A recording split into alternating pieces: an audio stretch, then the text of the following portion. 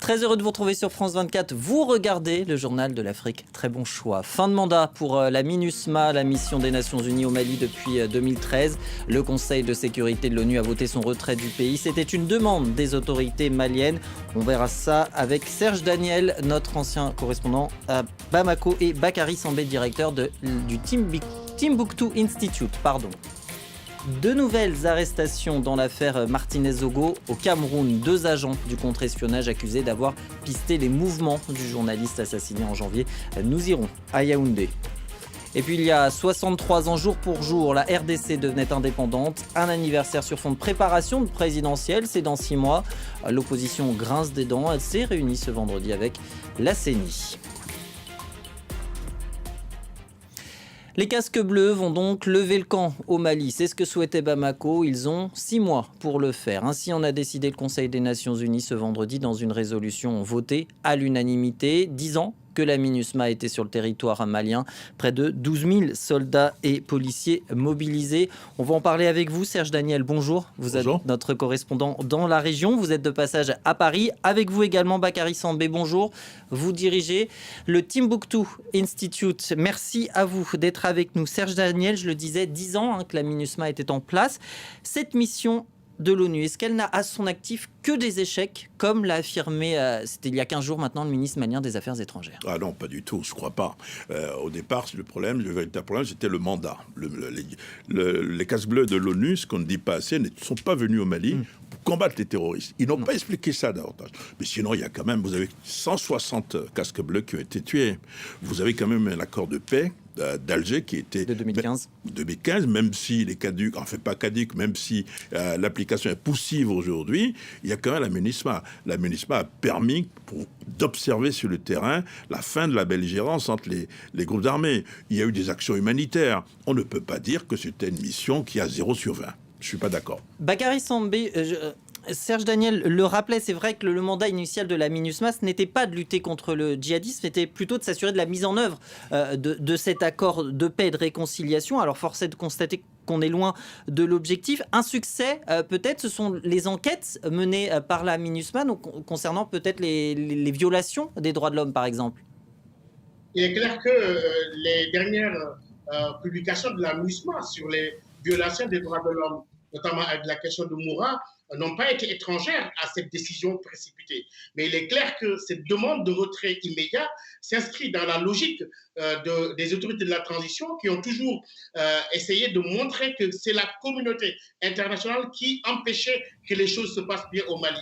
Mais je crois que là, c'est une autre étape qui est franchie dans cette forme de mettre à dos la communauté internationale et la population malienne en leur expliquant que si la situation sécuritaire ne s'améliore pas, c'est bien à cause d'abord de la France au début avec Barkhane, puis de la CEDEAO, aujourd'hui de la MINUSMA.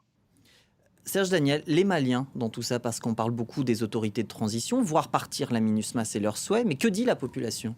Alors, ici, c'est diversifié. Vous avez des associations pro-junte à Bamako qui disent il faut que la MINUSMA parte. Il y a même eu des manifestations encore il y a 24 heures. Mais si vous avez la MINUSMA est présente à des représentations dans 7 localités de l'intérieur du Mali. Là-bas, c'est quand même la peur, la panique. Les gens disent qu'est-ce que nous allons devenir sur la MINUSMA? Il faut savoir que vous avez 4000 civils maliens qui sont employés, par exemple, par la MINUSMA. Ça va créer un vide. Donc, problème d'emploi. L'autre problème, c'est le problème sécuritaire. C'est vrai qu'il n'était pas là pour combattre le terrorisme, mais il sécurisait quand même, il faut dire les choses de la population. Vous avez des bâtiments qui ont été rénovés, vous avez des séances on a aidé dans le domaine de l'éducation, les jeunes ont été aidés, des prisons ont été construites dans le domaine de la justice. Il y a de l'inquiétude quand même sur le terrain quand vous interrogez des populations de Gao, Tombouctou, Kidal et Mopti par exemple. Bakary Sambé, le vide laissé par Barkhane il y a quelques mois et maintenant par la MINUSMA, il va profiter à qui? Aux djihadistes? À Wagner? Comme l'a dit Serge, il y a un décalage entre ce qu'on reçoit comme information de la part de certains, les moins concernés par l'insécurité, qui sont présents à Bamako, qui n'ont pas la même opinion que les gens de Gao, de Tombouctou et de Menaka. Aujourd'hui, on s'interroge. Si les autorités n'arrivent même pas à sécuriser les alentours de Bamako, comme l'a montré l'attaque de Kati récemment, et ce qui se passe au centre, on se posait la question de savoir comment ils vont faire sans la MINUSMA aujourd'hui. Je pense qu'on va vers l'incertitude. Et aujourd'hui, tout le monde pense à cette forme de coopération sécuritaire à qui cela va profiter. Je ne pense pas que ce soit Wagner qui a montré complètement ses limites avec la privatisation de la sécurité. Aujourd'hui, cela laisse un grand vide et les populations les plus inquiètes aujourd'hui, ce sont les populations du Nord, qui sont dans les zones frontalières, mais aussi au centre du Mali, où la fameuse montée en puissance des femmes tant évoquée s'est faite plutôt au détriment des communautés. Oui, à vous entendre, les autorités maliennes ne peuvent pas assurer seules la sécurité du Mali. Je ne crois pas l'attaque de Kati, qui est le centre névralgique, qui est le quartier général où dort même Assimi Goïta, a été attaqué par la Katiba Massida. Donc, on ne peut pas sécuriser déjà les alentours de Bamako. Les problèmes restent entiers au centre. Et au nord, on va voir ce qui va advenir. Je crois qu'après cette étape, il faut craindre même la remise en cause des accords d'Alger, ce qui sera véritablement un véritable problème, mais non seulement pour le Mali, mais pour tous les pays voisins, où on rappelle que l'épicentre a débordé à partir du Mali pour atteindre les autres pays tels que le Burkina Faso et le Niger. Alors précisément, Serge Daniel, justement, le Burkina Faso, c'était une semaine particulièrement meurtrière pour l'armée, cible de 4 attaques de djihadistes présumés en 2 jours seulement. Lundi d'abord, à Noaka et Namsigia, c'est dans le nord, une à Gaïeri dans l'est. Au total, 31 soldats et 40 supplétifs sont morts. Et mardi, une s'est produite dans l'ouest, tuant 8 militaires. Les militaires qui sont censés rendre le pouvoir en juillet 2024 aux civils, après une élection. Comment organiser une présidentielle dans ces conditions ? C'est plutôt difficile. Et la particularité de ces attaques, il faut le dire, c'est que c'est dans 2 régions différentes. Vous avez l'ouest, et puis vous avez quand même le nord, le centre-nord. Donc ça pose quand même un problème. Il faut dire que c'est vrai, l'armée, le Burkina s'est doté d'armement, de quelques hélicoptères, mais je pense que c'est peut-être les limites, on assiste là à des limites de la stratégie de lutte contre le terrorisme du Burkina Faso. Les VDP, les volontaires les supplétifs de l'armée, ne peuvent pas faire le job. Vous avez quand même aujourd'hui au Burkina Faso une région où il y a un blocus des djihadistes. Je pense qu'il faut pouvoir aller plus loin. Le gouvernement refuse catégoriquement la négociation avec les djihadistes, mais peut-être qu'il faut inventer une forme de dialogue avec les communautés. Mais nous assistons là, en tout cas, même si le gouvernement fait des efforts, nous assistons aux limites de la stratégie du gouvernement burkinabé en matière de lutte contre le terrorisme sur le terrain. Bakary Sambé, un dialogue peut-être une solution, comme le dit Serge Daniel ? Il faut un changement de paradigme de toute façon. Le djihadisme a changé de visage, il y a une communautarisation du djihad aujourd'hui qui n'est plus la situation qu'on connaissait quand il fallait contrer le terrorisme avec des militaires, etc. Aujourd'hui, la communauté internationale, mais aussi le Burkina Faso, doivent penser à ce changement de paradigme parce qu'il y a une communautarisation de la violence qui appelle à d'autres solutions que celles qu'on a aujourd'hui. La preuve, la situation s'accélère de plus en plus et s'achemine dangereusement vers les pays côtiers.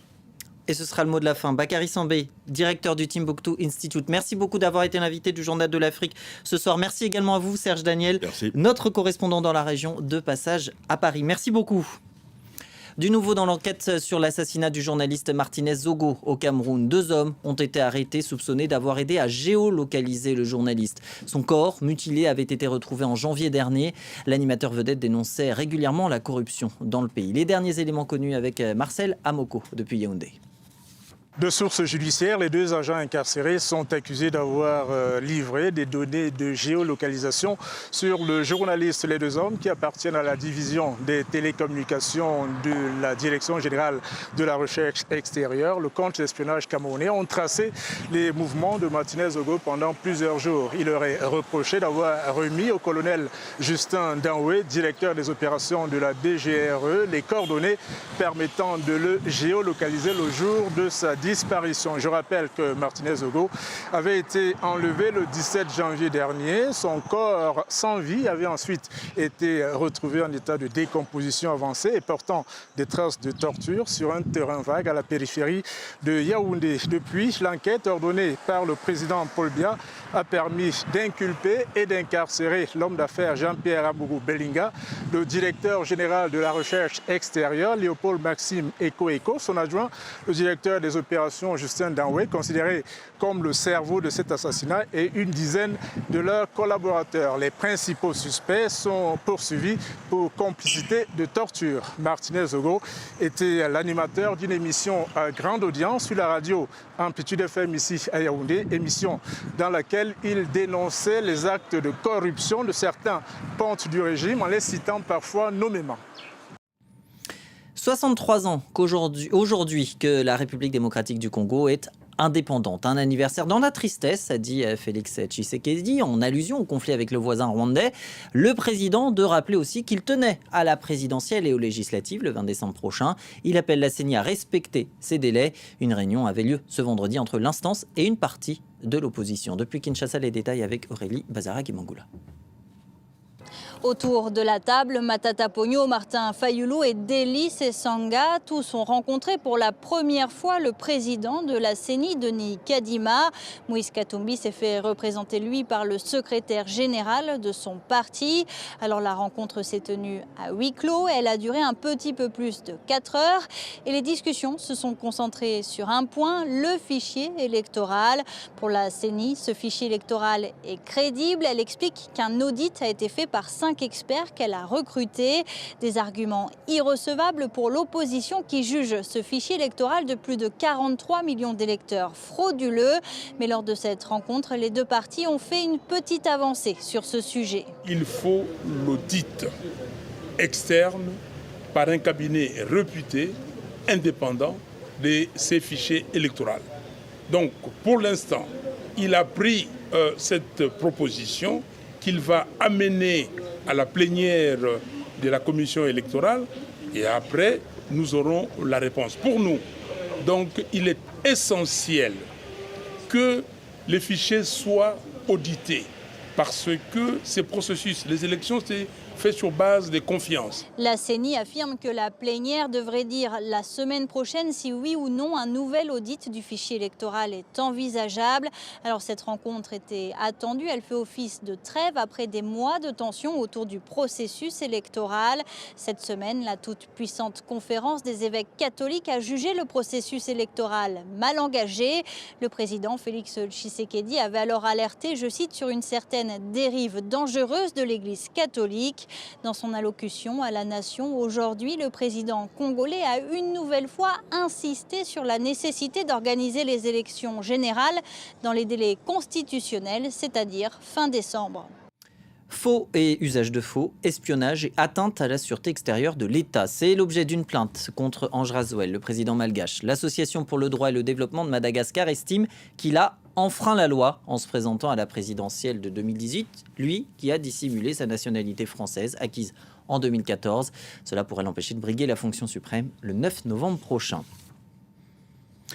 Un mois de juin, synonyme d'inquiétude pour les journalistes tunisiens. Nombreux sont ceux qui ont été convoqués pour se justifier des propos qu'ils ont pu tenir. Crainte également pour les opposants politiques. Plus d'une vingtaine est toujours en prison pour ce que les autorités présentent comme un complot contre la sûreté de l'État. Reportage de Lilia Blaise et Hamdet Lélé.